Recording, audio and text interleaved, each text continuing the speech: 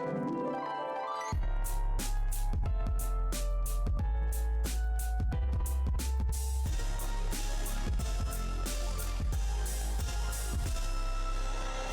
to You're Making It Worse. I'm Eliot Glazer. I'm Brent Sullivan. And I'm H. Alan Scott. We're here. We're queer. Meh.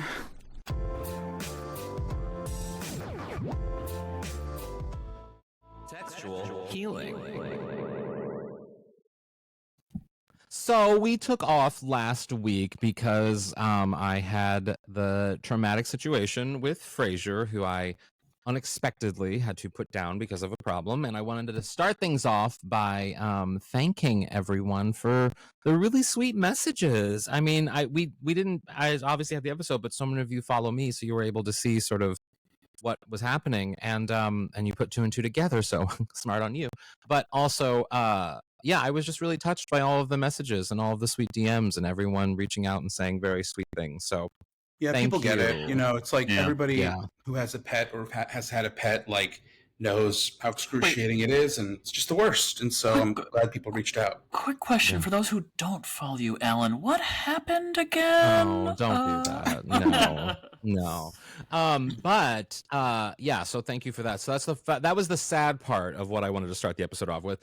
The happy part of what I want to start the episode off with is it's Eliot's birthday. Oh, that's right. Oh my, zing, zing, zing. So 44, everyone, no, he's 28, and everyone right now, I implore you, I've started this. I did it today. Today's not his birthday, but when this episode goes out, the birthday will have happened. Yeah. And your birthday's tomorrow, right? The Wednesday. 11th or Wednesday, the 12th. Yeah. Well, let me just say, I started this off right now. I did it. I just sent it to him, and I want everyone else to send this to him. I want you to go snap a picture of your butthole and send it to Eliot Glazer immediately. But butthole, penis, boob, vagina, whatever you want, send it to Eliot. He's Genitals, requesting balls. Everyone to send nudes on this day, Thursday. If you're listening to this Thursday, the 13th, June 13th, he is consenting to you sending him nudes. Our goal is such that over the course of his birthday, he gets at least 50 pairs of balls in his tank. Yes. 50 nuts. Yes. That he can look at. Or if you're like me and you only have one, we don't judge people who only have one testicle. That's right. No, it probably fine. Looks like you have two anyway. 51 balls. Have people sent you birthday nudes? Oh yeah. Oh my God, so never. I don't understand. Like, I mean, honestly, like, is it like, oh, it's your birthday, so here's a sexy picture, or is it like, I think it's your birthday, vibe. this is a prank? What? I've never understood it. I mean, unsolicited, don't do it, but you know what I mean. But like, you know, consenting, whatever. It's just more of like a happy little gesture. It's a happy little hallmark, a hall dick card, if you will. So from friends to friends or flirty, like Sure. Yeah, I would. I don't think I would.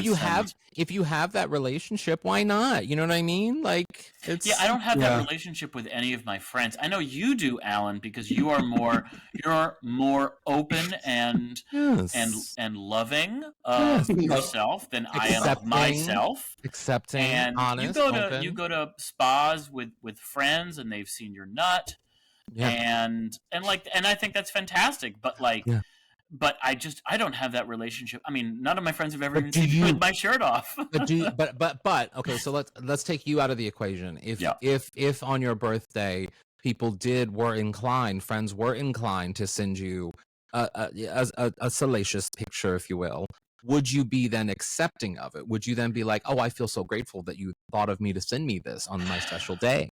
Well, I certainly wouldn't be appalled, and I wouldn't be mad, but I don't think I would be thrilled. Brent's like, only my friends who are like ripped and living in like Papua New Guinea and who are quote unquote friends, not actually, but I don't know their last names. Full disclosure. Names I can't pronounce. I have recently started a long distance friendship with a gentleman in Nigeria, and he sends me some delightful videos for which I sent him money, and he is very sweet, and it's actually really cute. Is it a friendship if you're sending him money? No, it's definitely not a real friendship, but a partner, a clientele. I would say it's a partnership, Eliot. A collaboration, if you will. A collaboration, if you will. It is actually very sweet, though. I think like he's kind of pretending to be gay even though he's clearly not. I think to like kind of like keep me like attached, and so like I'll randomly Brent, wake up. You love Madonna? No, I will randomly wake up to a text and he'll be like, "Are you top or bottom?" I'm like, "Oh, come on, man! Like, you don't have to do this." What's like, crazy about? I was just reading an article, some crazy shit about, because I mean, you know, there are scammers and scammers are going crazy, and Nigeria seems to be a place where there's a lot. I mean, I don't want to say your guy is scamming you, but Nigeria is like it seems to be like a place where a lot of some of these scam artists. First of all, let me just say this. How dare you? It was in the New York Times. It was in the New York Times, I swear. Well, look, I'm using Western Union to send them all my money, so I'm not. Are you really kidding? Yeah, of course. You got to send them money somehow. I'm not sending them cash in an envelope. Wait, you're sending. Wait, why don't you just use like Cash App or something? By the way, a lot of Western apps are not permitted or not allowed in certain African nations. Like you can't create like an OnlyFans account if you live in Nigeria. It's just blocked. You can't do it. So how do you find them? They won't work with the banks in that country. So I wait. So PayPal and stuff aren't able to be used in Nigeria? I've never been able to use. Also, I mean, we're dare I suggest we have sort of an entitled Western approach to this. I don't know like how bank accounts work in country. I don't know how any of this shit works.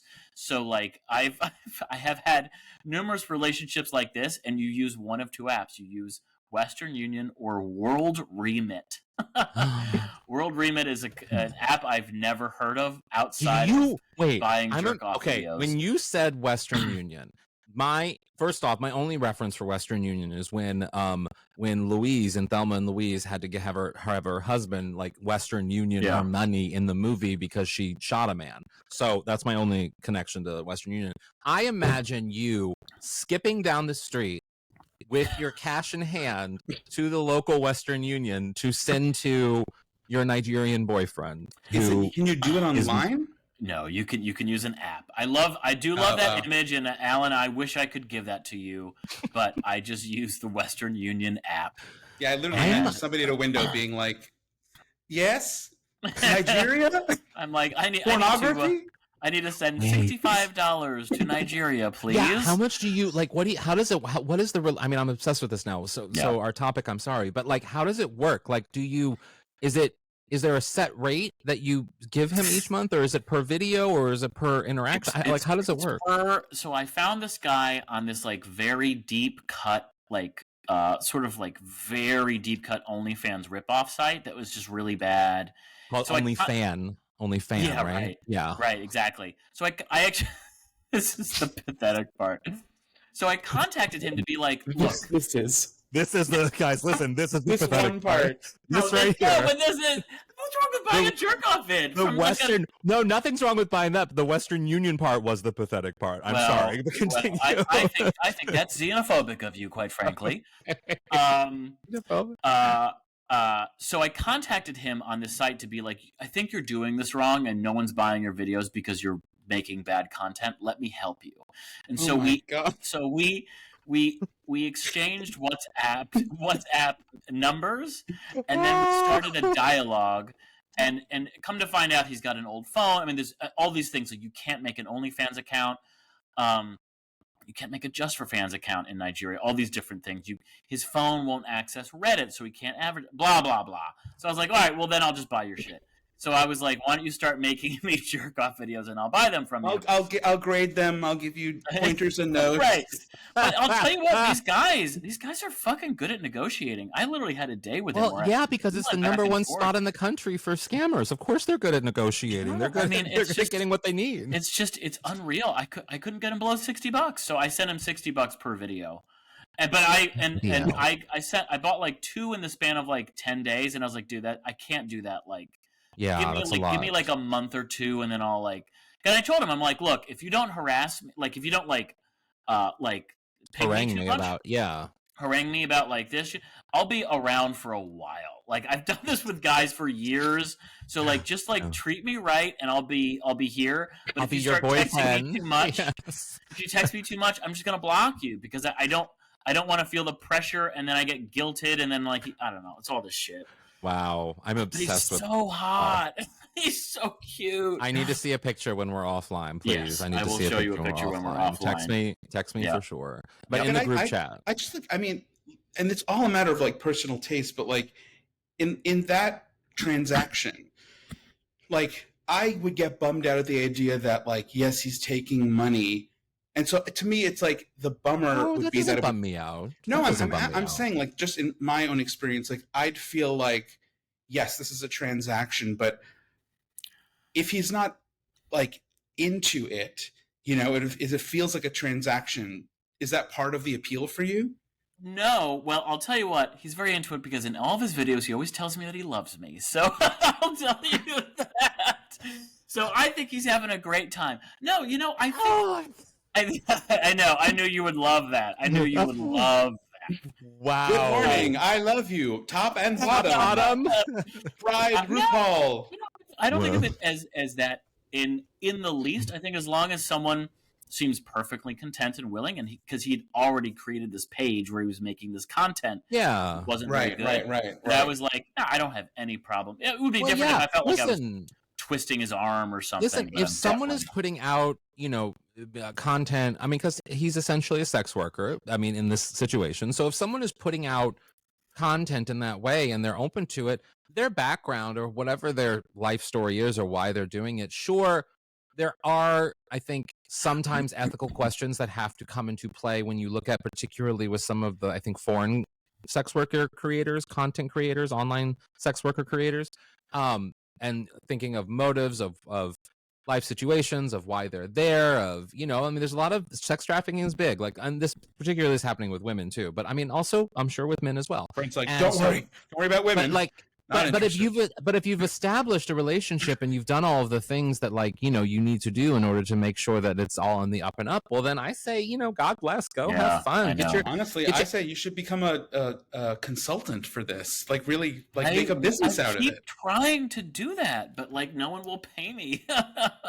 You should honestly be like, I'm a professor of Africana Studies, and I'm a professor of erotic studies at Southeastern Tennessee State University, and I would be happy to guide you through this process. Wow, I'm obsessed with all of this. We should get to the topic, but I am obsessed with everything we just talked about. I mean, we already talked about it. Well, no, I mean, I'm okay with, like, the Pope said faggot, and he got people got angry, and then he apologized, and I kind of low-key love that he said faggot, just to be honest. Pope Francis said, I mean, I'm sure everyone who like knows, is online and all knows by now that the Pope said he was having a private discussion with bishops. He said that there's already too much frociagine. You're from Long Island. Put some Italian into it, Eliot. Frociagine in the seminaries, which is faggotry in Italian. Mm-hmm. I love the visual of someone, you know. It's the Pope. B, it's also like this very wildly gay-friendly Pope compared to every other Pope. But I just love the idea of someone sitting in their room in like rural Pennsylvania, and they do like a spit take when they read that headline, and they go, "How dare the Pope say faggotry?" And it's like, what? What are we even like? Who cares? Like, what do you think the Pope would think of your Nigerian boyfriend? I don't know if he would bless that union. Good question. Wow, I love that you have a Nigerian boyfriend. I do too. I love you. I love you. How does he say I love you? How does he say it? Like, reenact the video for me. I love you. I love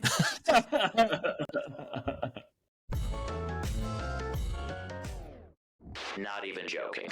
We are here with Dylan Carlino. Hi, Dylan. Thanks for being here today. Hey, guys. How you doing? I love your name, Dylan. It just like your last name Carlino. It makes me feel like you're a mobster that kind of wants to like both kiss me and shoot me. I thank you so much.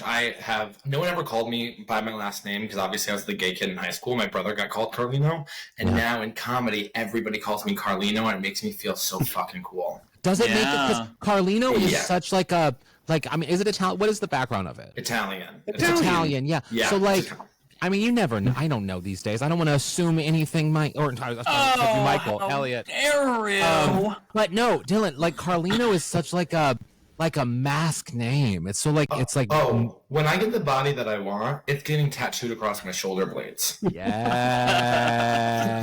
I love that. Now, you're in Austin, right? Yeah. So you co-host the show. Some of this is the podcast. Some of this is bad with Quinn Dowling, who was on our pod a few weeks ago. Now you're based in Austin. Do you guys record there? But do you travel for? You obviously do a lot of stand-up as well. So are you traveling and doing stuff too, or are you mostly just based in Austin in that scene? Yeah, definitely. We're traveling a lot more. We just did like New York, LA. I lived in Portland for a bit, so I always go back there every year and do a bunch of fun shows. And yeah, trying to definitely travel more. Portland has the most strip clubs of any city in the United States. True. And the worst people you'll ever meet.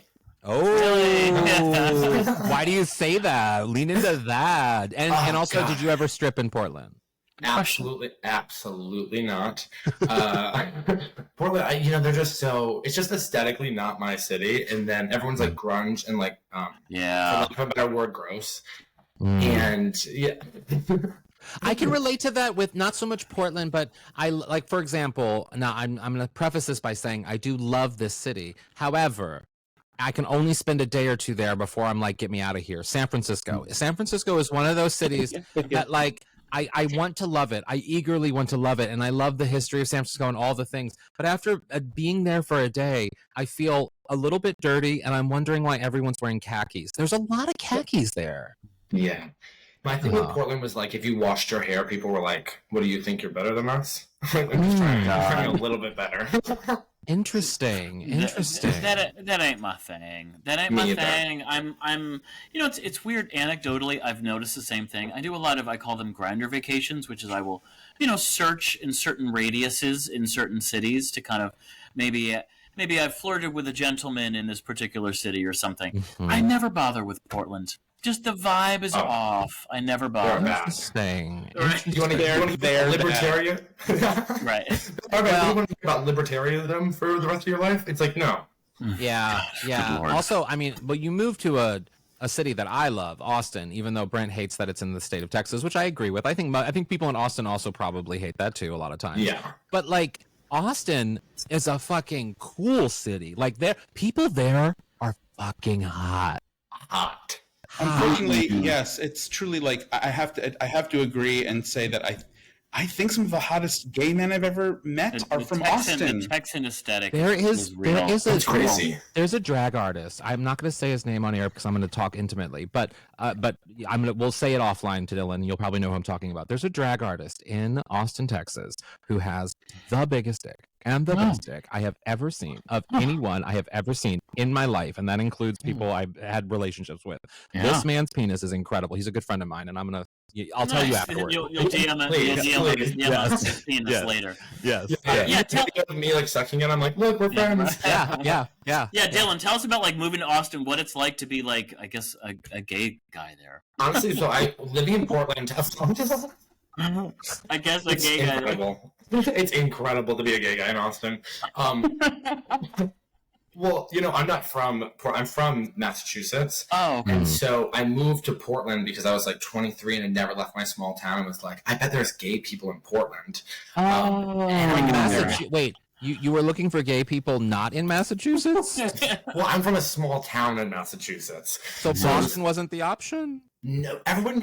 I don't want to go to those like high school. All my high school friends would like move to Boston and come back every single weekend and like be at the bars and leisures. Boston.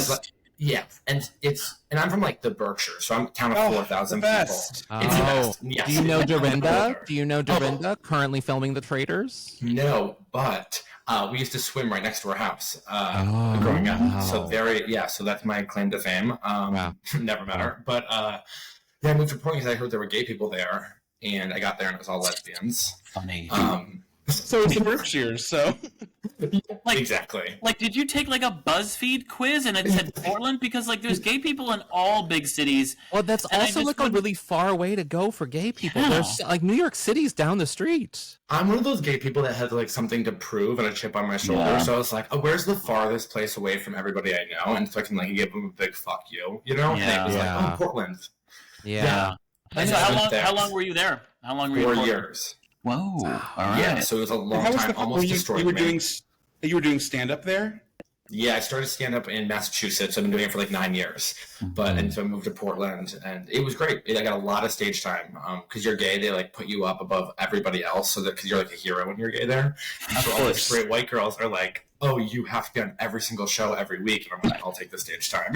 Yeah. Yeah. And so it was great. totally. But then I became an alcoholic, and the pandemic happened, and I was like destroyed my life, and I was like, I gotta move and like be slapped by the sun. Yeah. And so I was like, I'm gonna move to Austin. There's like comedy brewing there, and yeah, best decision I ever made. Yeah, another BuzzFeed quiz sent you to Austin, but this time it really paid off because Austin's a great place, and like I really feel like Austin has come into its own within the last like 10 years, wouldn't you say? For sure, it's the best. I mean, like especially just for comedy right now, it's like you just on one street there's 6 clubs. Oh, It's wow. crazy. It's like you're doing. I mean, at this point, I've never done stand up like this in the last 2 years. It's like 10 to 15 shows every week. Now, Wow. let me without we don't want to get too into the weeds on stand up necessarily, but I know I mean that's on me, but I'm curious because I've done stand up in lots of red and blue states. I've in the last 12 years never had any problem coming out on stage. But if you're performing in Austin 15 times a week, like and it's it's Texans from Austin, but also folks from all over coming in. Have you ever had an issue like being a gay man on stage in Texas? No, I wouldn't say it's an issue. I do, the one place, and I love the club. It's a great club, the Mothership. When you're there, sometimes on certain nights, you'll be like, I immediately I have a crazy voice, so it's like I have to be like I'm gay up top, and sometimes that digs you a hole, and then it's like you got to be like joke, and then they're on your side. But it is sometimes digging you a hole. I don't think you have a crazy voice at all. No. Oh my god, thank you so much. No, So we need to compliment you, Dylan. Yeah, why? Living. Wait, why do you think you have a crazy voice? Sometimes I hear myself talk and I'm like, whoa, it's really all over the place. And I have like a really loud laugh. Everyone thinks that about. I actually remember. Oh, sorry, Alan. Oh no, I was gonna say there's a great documentary about how on gay men and how they respond to their voices and sort of the sort of judgment that we put on ourselves for hearing our voices back, especially in like recorded messages and stuff, hearing our voices back and sort of the societal stigma of having too gay of a voice, if you will. And for stand-ups, I remember when I started in stand-up, but when I started, very. When I started in stand-up, I definitely struggled with my voice because it gave me away. I knew out my dress. I'm also wearing like a smock, also didn't help matters. But and a blouse and everything else. But like I still like my voice gave me away, and I kind of had to like learn how to tell jokes with my gay voice. You know what I mean? Yeah. For sure. I still don't think your voice is that gay, Alan, for what it's worth. That said, and I talked about this many years ago. He says that because people confuse Brent and I on this podcast, and he doesn't want to have a gay voice. Alan is obsessed with me hating his voice, and I don't. I won't take the bait. I like your voice, Alan. That's all I have to say to you. Well, thank you. But I do want to throw this out because we haven't mentioned this in years. When I lived in New York, I worked at Kaplan, the test prep company. I worked in their call center, and of course, I was dealing with a lot of people, just communicating with them over the phone. And I still remember noting that it was only like 1 in literally 300, 400, 500 people did I think or distinctly know they were gay, and that subsequently made me realize that I think the voice. The quote gay voice is actually a reflection of how we view this person. If someone comes across as like a little effeminate, then we will project more of the femininity onto their voice. But if you hear it in a vacuum without any sort of like physical stimulus, I'm telling you, you just don't notice. Have you heard Richard Simmons speak? I mean, sure, Richard Simmons would have been one of those 1 in 300 or so. But I'm telling you, I'm not just saying it. This was back in the day when Facebook was fun, so I would look everyone up on Facebook if I had like a good interaction with them. And there were millions of gay guys that I just had no idea talking to them on the phone that they were gay. Yeah. So there you go, Ellen. I'm sorry. So yeah, tell us more. I'm curious. Like, how did you and Colton meet? Colton was one of the first people I met when I got to Austin. I moved here basically because I was like, I gotta get sober, and I was like, and so I was like, this is crazy. I was like drinking Jack Daniels and like Jameson every single day, and had like gained a bunch of weight. And was like, all right, I gotta get it together. And so I just moved to Austin because I had visited here, and there were such hot guys that I was like, I know that if I'm around them, it's crazy. I'll shame myself into a good body. I'll do it. Yeah. And so I was like, I've heard seen the Rocky movies, but I was like, I'm doing Rocky in Russia. One of the things that I love about Austin, that I've always found, at least about the queer community in Austin, is that like that pressure to have that like hot West Hollywood body doesn't actually exist necessarily in Austin. I'm sure it does in pockets. I'm sure it does, but like not, it seems, at least every time I've been there and in the queer spaces, at the level of places like New York, Chicago, Los Angeles. Still Texas, so they're like, I like my girls big. You know what I mean? Like it's still that like Southern, like the it cool thing. Yeah. Yeah, for sure. But yeah, and so Colton, I got booked on. I did one open mic, and these guys booked me on a show, and I walked in, and Colton I think he was his like third day after rehab, and I was like 3 weeks sober, and and I was like, obviously Colton's like gorgeous and gay, and so I was like, oh, hi, I'm Dylan, and so. And then we just really got along. We went to a pool party, and I like chased him in the pool as a joke. And ever since then, we were like, we gotta have a podcast. We gotta have a podcast. Have you experienced? I'm just curious. Like when we say that the scene is like hot but different in Austin, I'm wondering if you've experienced toxicity in the gay community elsewhere and how it compares. If you have that frame of reference, I don't know if you do. Well, what would you mean by toxicity? Like, so I will say, like, because of just like I became so strict with like I did stop drinking. I don't go out to gay bars or like really. I'm like, it was like stand up at the clubs every single night, like grinding for the past 2 years. That like it's really, the community's been like all comedy, and there's actually a lot of really funny gay comics here, which has been so cool. And like we're all friends, and there's no like weird like jealousy stuff. But toxicity, yeah, for sure. Like people are, I have a bad body, so it's like a lot of blocks on Grindr, and you're like, keep it moving, girl. Yeah. Right. Well, I mean, there's I clinically have a bad body. Well, beg to differ. I'm the one on Ozempic here.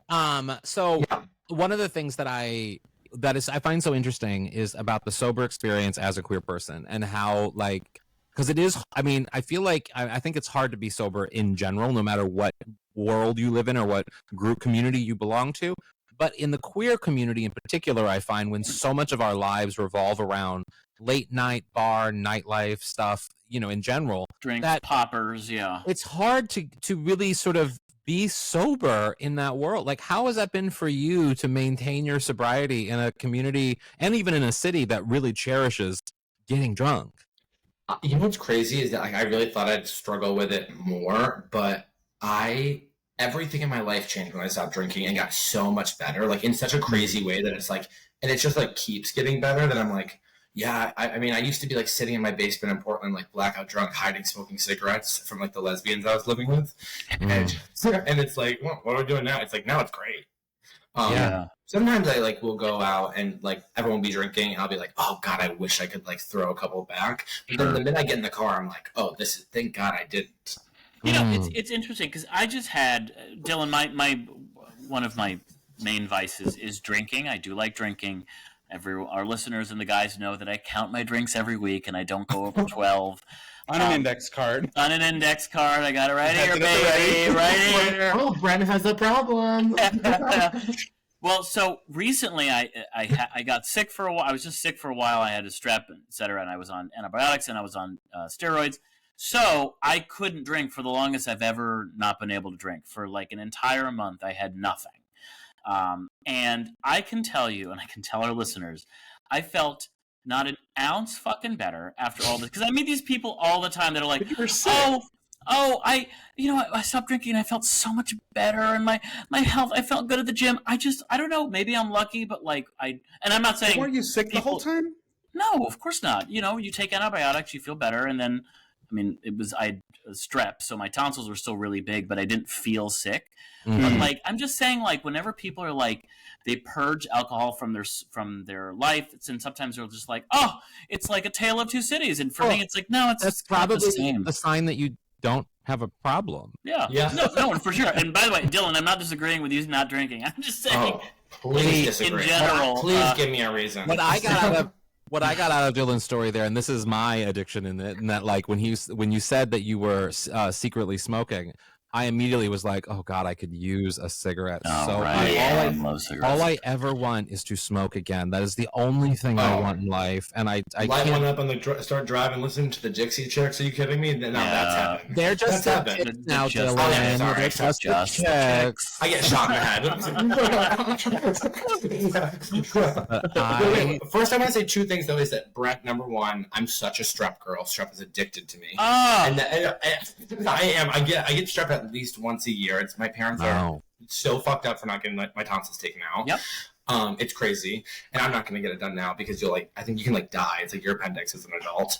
I made that up. But and then two, I didn't feel good about not drinking. I was miserable for 6 months, and then it got good. Yeah. No, and I very much am glad you don't drink. I think a lot of folks shouldn't drink. That said, can we talk about that? And actually, this is something I've wanted to talk about in the podcast before. So I have tonsil issues. That's my thing. That said, On his Grindr profile. Yeah, right. That said, it tends to be almost always linked to blowing someone. Like 100%. And so do you have the same problem? Yeah. Well, honey, why do you think I got apple cider vinegar in the refrigerator? Okay, now it's like they leave and I'm like gargling. Wait, does that work? Does that work? Yeah, you have to clean your throat, Brent. That's what's happening. Even if they just took a shower, they'll give it to you. They'll say they won't. They will. It's like BV for girls. That's how I get. Wow. Now, Eliot and Alan, do you guys get... Oh, Elliot's going to be like, how dare you ask me a personal sexual question? I've never had sex. Do you guys get strep after blowing someone? No, I don't. Lucky. Yeah. I had my tonsils taken out when I was a kid. So okay. So that's what it is. That certainly helps. I didn't, and I don't really. But I did. No, I don't. I never have really. Well, maybe me and Brent hook up with questionable people. That's true. I certainly agree with that. Do you know any homeless veterans? More than one. My favorite thing. I'm going to do that from now on. Go ahead, Eliot. My favorite thing that we busted Colton's balls for when he was on the podcast, that I busted his balls privately, but I love that on your podcast, you took him to task for his hilarious Grindr profile where he posted, I forget exactly what he said, something about like, if I don't message you back, you're beautiful and I love you. No. Yeah. No. You were like, bitch. Absolutely not. But what I love about you two, and what made me fall in love with Colton, was that he was like so game to just like let you bust him for it. Mm-hmm. And that is where I think the context comes in, where like I don't think an LA scene or a New York scene, like there's much more of a self-serious attitude where that kind of behavior, calling your friends out, feels, I don't know. I mean, it's all anecdotal, but it feels like it's hard to do. And I think that's like seeing you take him to task was so funny, and he just let him have it. Oh, well, we both grew up in families where it was like absolutely being roasted every single day by our parents, and and so I think that's my language of love. And it's also like I can't not. It's like we all have psycho experiences on Grindr. If someone wrote if I saw Colton's profile, didn't know it was him, and it was like if I don't message back, you're beautiful and I love you, I would block that person just for having that profile. But that is why it's so interesting that you're friends with Colton and that you're like I can't, like, and I said the same thing to him, like that is Well, it's so the same, gnarly, man. no, and yet here you are. Like he's a lovely, wonderful guy. Oh, but you know what's crazy? He means it. He does mean it. Like he doesn't want to hurt anybody. Right. And it's crazy. Well, but it's the same thing with I think Eliot, and for years with Grindr, and how you would use Grindr, and how you would expect that people would respond to every one of your messages. I was just gonna say that. And I always was like, Eliot, these people owe you nothing, no matter if and you're like, it's just nice to say I'm not interested or whatever back. And I'm like, no, it's not. Just no, they don't need to say that. Are you block queens? I am now. I gave it up. I deleted it because it was too toxic for me. Wait. I want to have this conversation because that's a really good point. So Alan's talking about Eliot back in the day, not anymore, but back, 4, 5, 6, 8 years ago. He would, if he sent anyone a message, he expected them to either write back if they were interested, and if they weren't interested, they were to respond with, "I appreciate you messaging, but I'm not interested. Happy hunting." And then he would be. And by the way, I also got enraged about these things too. I'm not pretending to be hypocritical here, but so I don't understand why, Eliot, you would at one point in your life expect that kind of response from everyone who isn't interested, but then resent a profile that sends positivity into the world, which is to say, look, we're all beautiful, we all have our own types, and if I'm with Dylan. I also think that is a bullshit profile as well. Why? Because it's just condescending in a way. Because there's a pretty privilege that someone like, you have to be self-aware of yourself, and he knows what he looks like. He knows the response. It's the same message of being like, sorry guys, so many messages if I don't respond. Right. It's the arrogance of entitlement of pretty privilege that that message then becomes condescending. But Dylan, like you said, someone like Colton writing that means it.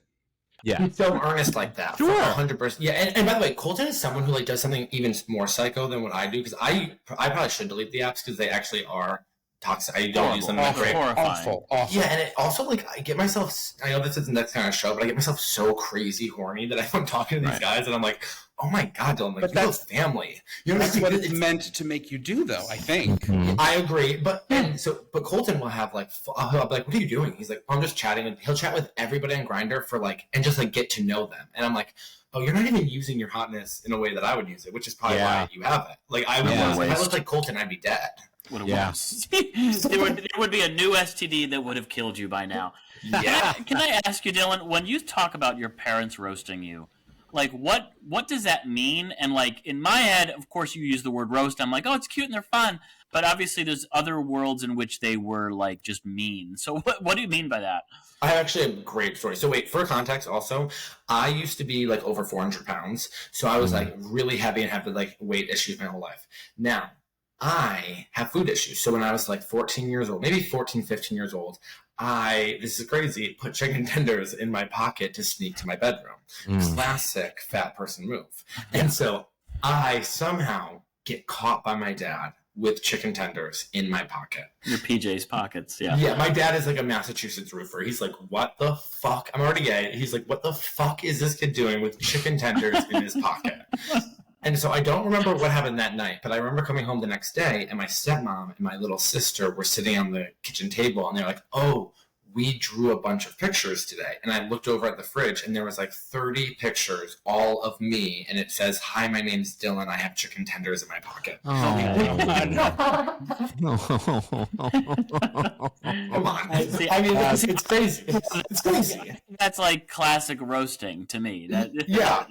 It's always so foreign to me because I don't come from a family that roasts. My family's incredibly quiet, Midwestern, nice. And so, I was the only loud, obnoxious one. So I get with my boyfriend, and his family is all about roasting and all about that. So it's so foreign to me when I'm around it that when people lean into it, it blows me away.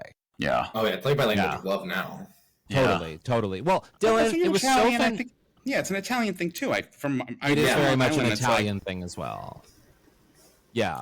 Dylan, So fantastic having you here. Where can people follow you on the internet, follow the podcast, And see you on all of the tour? things? Yeah, follow me at Dylan P. Carlino, and the podcast is at Some of This Is Bad. Thank you guys so much for having me on. I do want to quickly say before I go that in my small town of Massachusetts, before I moved out to Portland, I was like addicted to comedy podcasts, and I used to listen to this podcast every single Thursday. I had no gay friends, and you guys truly, it was like every time I hear about Fred Phelps, I think of you, Brent, when I drive through Ann Arbor. And I honestly, each time That's you so taught me sweet. about drag and just and Eliot talking about comedy, it was like you guys really were my like comedy gay friends, and I was like, so these nice guys are of like you. me. I mean, my I God. listen every so single week. kind. Oh, That was wow. really, Like, really I'm sweet. really, if I had emotions, I'd be crying. That is so So when I saw that sweet. Colton did the podcast, I was like, I need to do. I was like, this is Yeah. fucking insane. Yeah, but no, truly, definitely. I love you guys. Wow. Oh, that's so Thank fantastic. you. Well, if I'm So ever in sweet. Austin or you're ever out here, let us know for Yeah. sure. Pop. I don't know why I'm doing that. Okay. Oh, Let's yeah. Get, we'll get juice. We'll get juice. Very, Yeah, very absolutely. aggressive, Dylan. Yeah. Very aggressive. Oh, it's my whole thing. Yeah, but where? Thank you so much. Yeah, of course. Where can people? Wait, did you say where people can follow? Oh, yeah. you? No. Yeah, Instagram at Dylan P. Carlino, the podcast Oh, at Some of This Is yeah. Bad on all platforms, and we have Okay. a Patreon. So if you like the podcast, sign up. That's Yeah. great. Fantastic. Thank Awesome. you again. Thank you guys so much. And another thing. So here's a question for you, because obviously we are in June. It is Pride, quote unquote, season. I'm not feeling it, but others are. And here's a question for you. If you were forced to have a float in the 2024 Pride Parade, what would be on it? To be fair, this is actually a question that I wouldn't call it a parade. I'd call it a march. Thank you. There you go. I decided that, well, I'd come up with this question because I was thinking, like, it's all happening. You know, Pride is already engulfing the city. And so I was like, do I buckle down and, do I go? Do I do this? Did you go to the parade, you mean? Parade, or there's so many elements of it. You went to the leather festival and asked people about buttholes. So like, I mean, did. Yeah, I did. This was but this is like, you know, forced merriment in my opinion. You know, it's just like Sure. rainbows, and it's like I don't know. It's so hard to diagnose how much fun one can actually have in this moment if you're like a library person. But so anyway, so I thought, all right, if I were Library person. if I were gonna go to the parade, what would be on my float?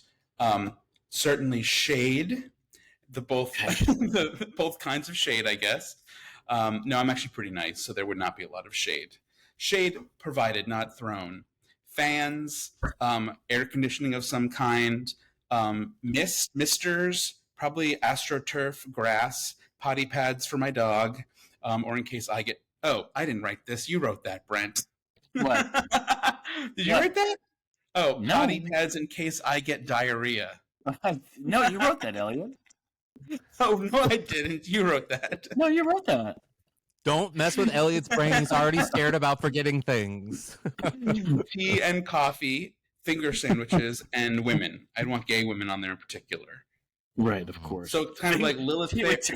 Tea and coffee and finger sandwiches. Yeah. Not just sandwiches, they have to be finger sandwiches. I mean, Finger sandwiches. finger sandwiches are amazing. They're compared to regular Amazing. sandwiches. I don't need regular Yeah. sandwiches. I want No, I don't finger need all that sandwiches. because you can No. eat more of the finger sandwiches. Yeah, Yeah, after but they're also each- more expensive. They're always like $40, and you get. Well, not like if you make 5 them of at home. You can bring your own finger sandwiches. That is. And if true. you're having them out at a tea, it's worth the price. Yeah, exactly. Yes, that Ooh, is- with that little is cream very true. cheese. Ooh, yeah. But tea, I think of tea as hot. That's like a hot weather. No, drink. I'm thinking We're talking iced iced teas. tea. Yes, Iced coffee Maybe with like a teas. mint, a lemonade in it, perhaps. mint, Yeah, it's a Sure. very English. I do English enjoy Earl afternoon Grey. tea.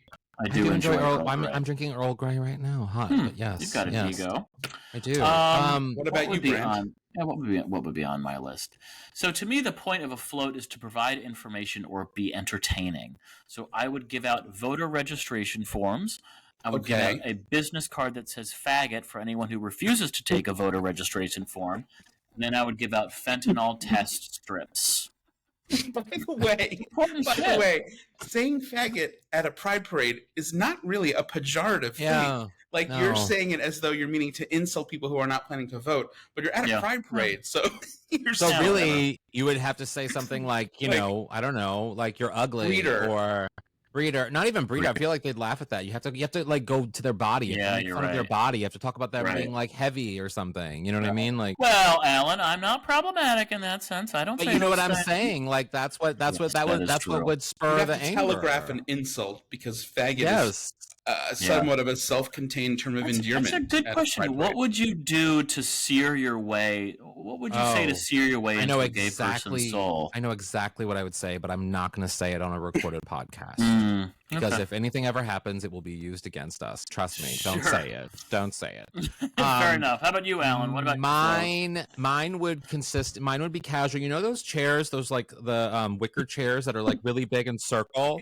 and I they have like what it was before you said it. Yeah, that I would have a lot of those chairs with umbrellas over them, and I would be on them with friends, and we'd all not be talking. We'd be reading books, and there would be piles of magazines and books everywhere because, you know, you need options. You might not like a certain one. You have to switch to another one, and I love piles of books. You know this about me, Brent. And so I would have that, and I would be blasting Melissa Etheridge's "Come to My Window."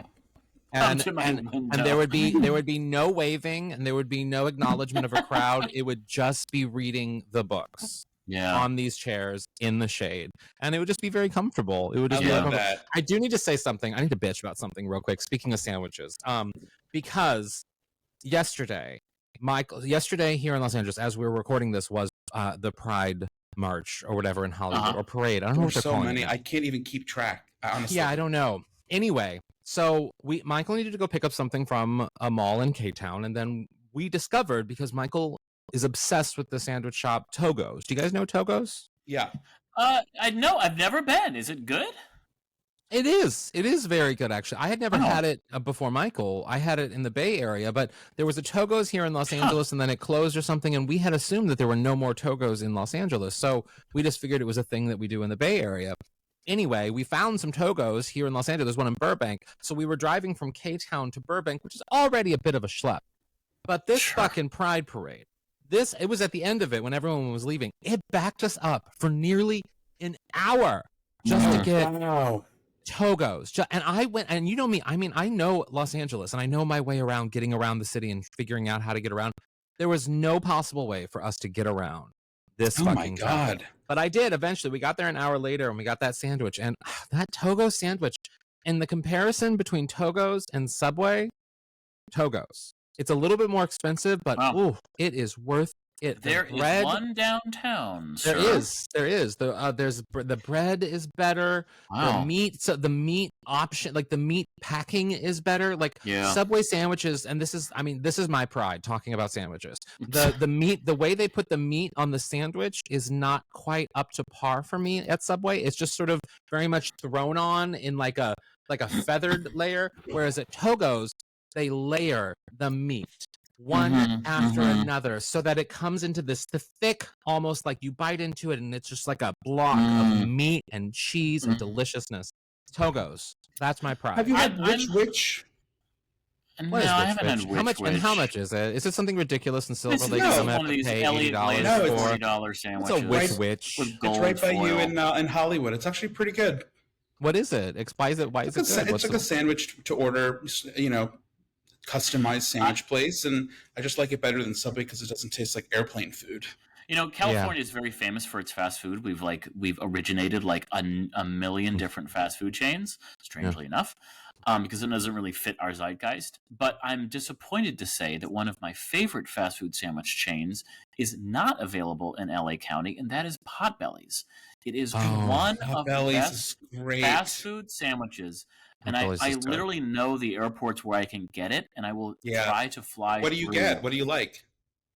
Just the turkey breast with their mayo just brings it together really well. I usually ask for extra cheese, and those hot peppers. By God, they're delicious. They opened a couple in New York, and I was very excited because they're in the OC, but they're not in LA. They're not in LA.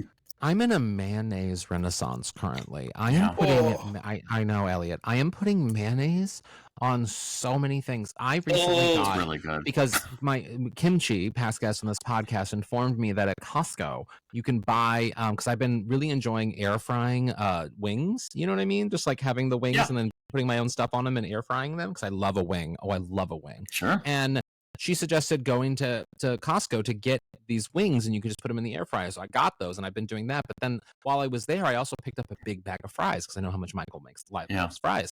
And I've been making these fries at home and making my own little mix of mayonnaise and like a seasoning thing into it. Nice. Oh, such a delicious dipping experience. I mean, fried dip. I'm gonna put my dip into that. You know, like that's my sexuality.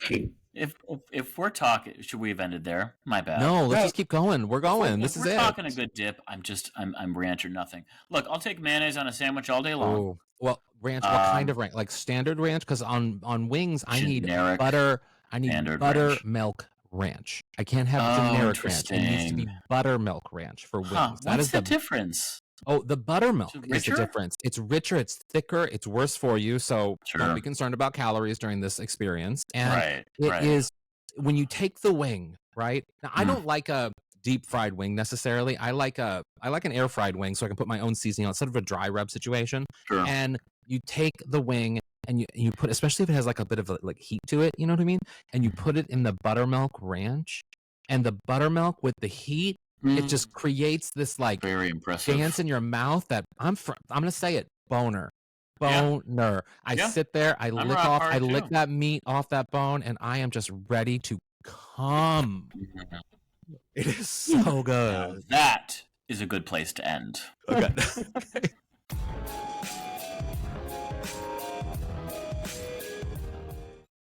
What would your aunt say? Okay, Brent, what would your Aunt Ramona say about something she heard on today's show? The only thing I need at a gay pride float are these two middle fingers right here. My Aunt Joanne would say, tell Alan that dipping wings in ranch is not kosher. Is it not? Not with buttermilk. Oh, not with buttermilk. True. You're right. That's true. It's delicious, though. You're not kosher, and you know. No, I'm not. No. Nor am I. No, you're not either. Neither am I. What about Aunt Anne? My Aunt Anne would say, "Oh, Brent, honey, you don't need to pay a Nigerian to say I love you. I'll do it for free." And chocolate. I love you. I love you.